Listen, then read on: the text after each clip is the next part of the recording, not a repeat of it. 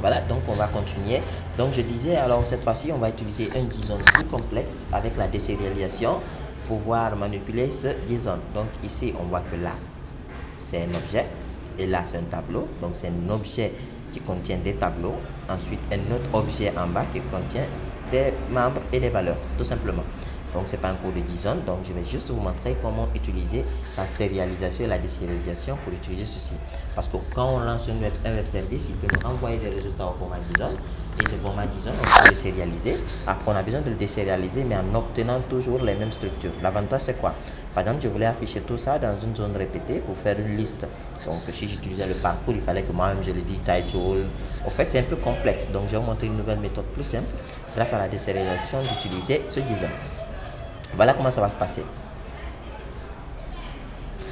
Là, vu qu'en haut c'est un objet, donc je vais cliquer ici, j'ai dit notre objet est une structure. Pourquoi je vais le dire? Parce que lui contient quelque chose. Donc notre objet est une structure. Donc déjà, dans notre structure, on a ce qu'on appelle un tableau. Donc le tableau là s'appelle résultat. D'accord? Résultat, c'est un tableau. Donc je vais prendre le même nom, hein, c'est pas un nom au hasard, c'est le même nom que je prends, je le colle et je dis est un tableau de, voilà, bon, normalement de résultats que je vais créer. Donc comme le résultat aussi là sera une structure, résultat est une structure, donc on va créer un tableau de structure et ce résultat qui est là et ce résultat qui est là, on a des éléments à l'intérieur comme par exemple le title,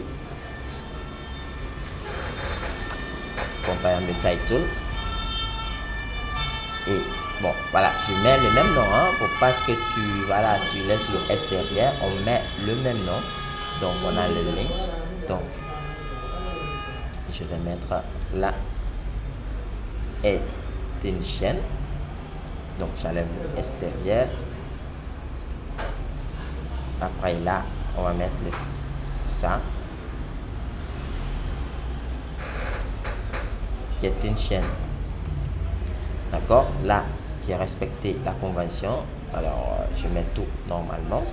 Donc voilà title snip, voilà l'objet, donc voilà le tableau et voilà le premier objet qui est celui-là. Donc on a un deuxième objet aussi qu'on appelle comment il s'appelle, celui qui est jusqu'en bas au fond, mais bon on va le faire à la fin. Il y avait un autre objet à la fin en bas qu'on peut créer, mais bon, je pense qu'on va d'abord traiter ceux qui sont en haut le plus important. Donc vu que le premier c'est pas un tableau, donc j'ai déclaré un, on va dire notre disons est un st notre objet. D'accord, donc vu que lui il est lui et lui il contient celui-là et que notre disons a cette même structure, donc si je viens au niveau d'ici, donc je peux le dire de désérialiser. Alors de désérialiser dans cette variable le buffer. Bon, on va f-charge buffer. Voilà, on va charger le buffer. Le buffer sera le frep exe. Comme on le sait, on avait déjà voilà, copié ce JSON et mettre dans un fichier qu'on appelait mon test.json que je vais vous montrer tout à l'heure. Et comme le fichier il est de JSON, donc je vais vous montrer quelque chose. Donc à l'intérieur ici, on a récupéré le JSON par un API et qu'on a mis ici. Donc voilà le contenu, le même contenu qu'on avait vu tout à l'heure, et voilà à l'intérieur, seulement avec une recherche différente. Donc voilà, je l'ai mis. D'accord. Donc actuellement quand on le fait, si tout fonctionne, il va bel et bien travailler sans signaler d'erreur. Donc on le lance, on clique, donc il n'a pas signalé d'erreur. Donc ce qui veut dire que tout fonctionne. Donc qu'est-ce qui va se passer? On a maintenant envie de manipuler ça, de savoir de remplir par exemple notre zone répétée par l'élément qui est là. Comme nous savons qu'il y a 16 réponses, si on veut on peut faire 16, on peut faire 10, ainsi de suite. Donc on peut faire comme ça pour i égale à 1 à, bon disons 16, c'est un exemple. Donc zone répétée ajoute, on l'ajoute. On va faire la zone répétée crochet, l'indice c'est i point, le titre serait égal à, d'accord, gst notre, disons, point, parce que lui, c'est pas voilà, un tableau, point. Alors, la crochet, le i, parce que lui, c'est le tableau, et le title. Donc, on va dupliquer cela, et là, on va mettre le snippet. C'est la description, on avait nommé ça dans la zone de répéter. Et là, c'est le bouton, c'est un bouton lien qu'on avait mis. Donc, lui, c'est son libellé. On s'attaque, son libellé égal à ça. Alors, là, c'est le link, d'accord? Donc, on a fait ceci. Donc, il doit pointer à l'intérieur de celui-là pour afficher dans notre zone répétée. Donc, quand on clique, on voit que notre zone répétée a bel et bien reçu chacun une information de taille. Donc, on voit qu'on remplit désormais voilà, notre zone répétée grâce aux 10 zones en un clic plus facile. Très facile.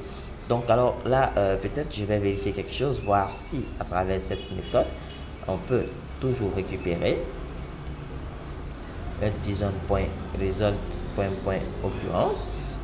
On va juste voir la réponse qui va nous afficher. Quand on clique, on voit qu'il nous renvoie 19. Ça veut dire qu'il y a 19 éléments à l'intérieur.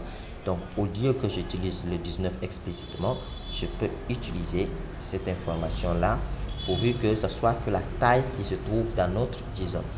Donc, on le lance. On le fait go. En un clic, on a rempli les 19 éléments à l'intérieur sans problème. On n'a même pas eu à avoir recours à plusieurs manipulations, parcours, connaître autre chose. Dès qu'on connaît la structure, c'est fini. On peut manipuler ceci sans problème. Donc là, c'est vu que c'est pour le limiter bien qu'on met ces underscores qui sont là. Imaginons alors, on va rendre un peu plus complexe que là, ce qui est en bas, il y a un autre objet. Et cet objet, c'est pas un tableau, c'est un élément normal. Donc, qu'est-ce qui va se passer? Donc, on a envie de mettre cet objet, non? Cet objet s'appelle stat. Stat. Ça s'appelle stat. Je ne sais pas comment on peut le prendre. Voilà. Donc, vu que lui, c'est un objet, donc on sait déjà comment les objets fonctionnent. Les objets doivent être considérés comme des chaînes. Donc, ça, on va dire, est un, bon, stat. Bon, le stat, c'est une structure. Est une structure. Donc c'est lui, il doit avoir ça. Donc lui aussi, il doit avoir les informations qu'il faut pour qu'il fonctionne bien. Ça va page, à proximité et seconde. D'accord? Donc, et ça est une chaîne. On les duplique. Et là, on va sélectionner ça. Le mettre là. Ensuite, on revient là, on sélectionne ça. On revient là et on le remet. On fait CTRL S, d'accord? Donc, on a les éléments là aussi. Donc, on va juste vérifier si la désérialisation fonctionne évidemment bien. Donc, voilà. Donc, on va revenir au niveau d'ici. Voilà. Donc, on va info tout simplement le GST de disons point le stat point l'élément par exemple approximatif comme ça. Donc si tout va bien, il ne va pas montrer d'erreur, et vu qu'il n'y avait pas d'élément à l'intérieur, il ne va rien dire parce que vu il n'y avait rien. Mais on va pointer peut-être vers page, on va voir ce qu'il va dire à propos de la page.